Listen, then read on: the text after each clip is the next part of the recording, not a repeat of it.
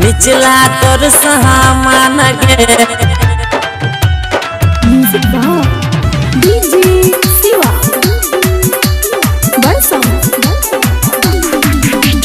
कल ही video calling छौरी ही डललो हमारे मन के कल ही वीडियो कॉलिंग छौरी डललो हमारे मन के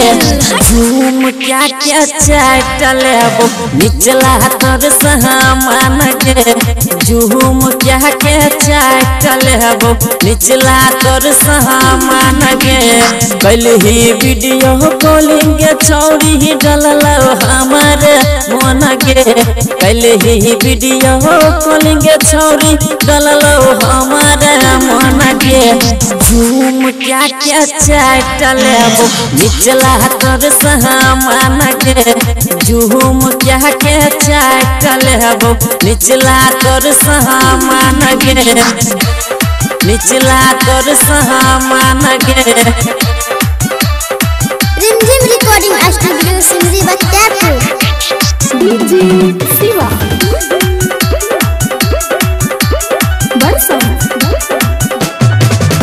गे याद आवे छो पिछला मिलल बसवारी के गे छोरी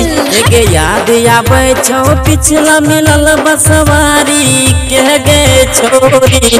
टाइट रहो जवान तोहर मिक्स दलियो गे छोरी टाइट रहो जवान तोहर मिक्स दलियो गे छोरी कल ही वीडियो कॉलिंग छौरी ही डललो हमारे मन के कल ही वीडियो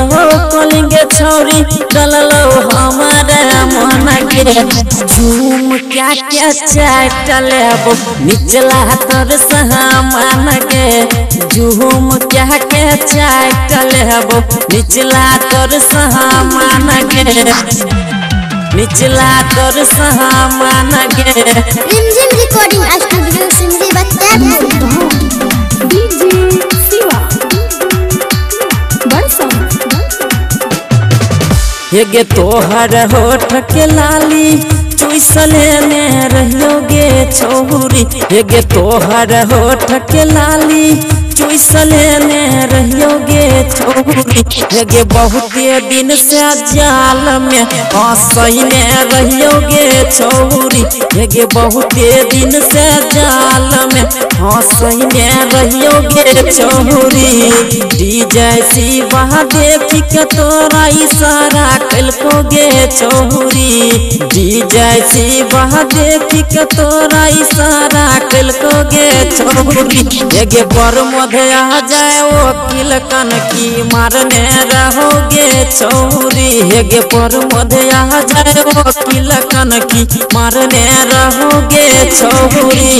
कल ही वीडियो कॉलिंग छौरी ही डललो हमारे मन के कल ही वीडियो कॉलिंग छौरी डललो हमारे मन के झूम क्या क्या चाटल निचला तोर सामान के झूम क्या क्या चाटल निचला तोर सामान के कल ही वीडियो कॉलिंग छौरी ही डललो हमारे मन के recording by Ajay star Bihar.